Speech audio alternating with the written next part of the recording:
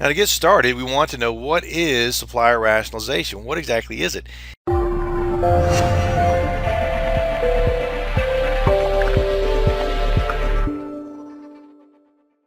It is the right mix of the right number of suppliers, that you're making sure that you're able to get the best value, because when you have too many, you may have what they call fractured spend. Fractured spend is when you're spending a little bit with so many different vendors that it's difficult to figure out where you're exactly spending and how to capitalize those economies of scale.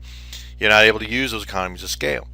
And one of the best things you can do when you manage your supply chain is start to leverage volume purchasing, standardization with your vendors, so that you're able to get the best deals. Instead of putting in one purchase order for 1 month, you're then able to put in a 12-month contract, which gives you a much more leverage. The next step is to identify the opportunities. And how do we identify opportunities for our supply rationalization?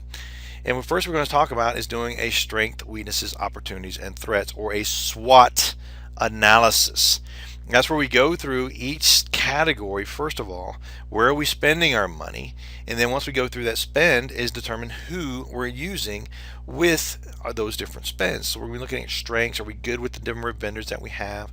Do we have not enough vendors? Are there opportunities with new vendors or new technology coming out? Is there new technology that is threatening what we're currently doing? So we're looking at threats. So we do that. And then we look at what tools do we have to better manage our supply chain. Are we using some type of ERP, MRP? Are we using an Excel spreadsheet or an Excel database? What are we using to manage this information so we know that we can categorize our different vendors?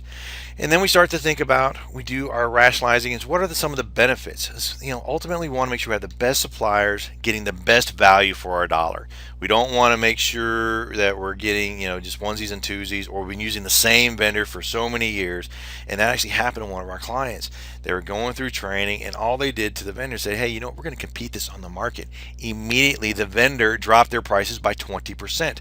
So if you're not going through a competitive process with your vendors, or rationalizing your vendors to make sure you have the right vendors, you may be spending a lot more money than you need to get the best value for your vendors, for your customers, for your clients.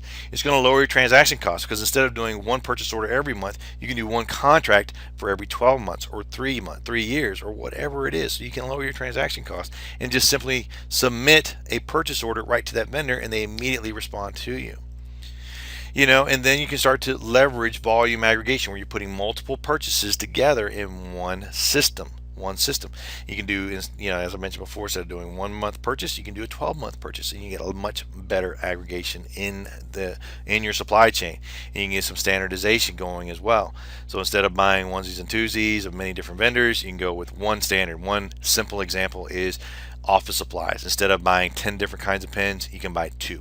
If you focus on the standard, which is be able to write, you can then, instead of buying 110, you can buy 1,000 of one particular pen, and that gives you much better pricing as well. And then you start to get into a relationship with your vendors where you have value added activities. These are activities where you get better customer service, better warranties, on-time delivery, better responsiveness, all the reasons we're going to talk about here in a minute, and why you want to go through this entire process.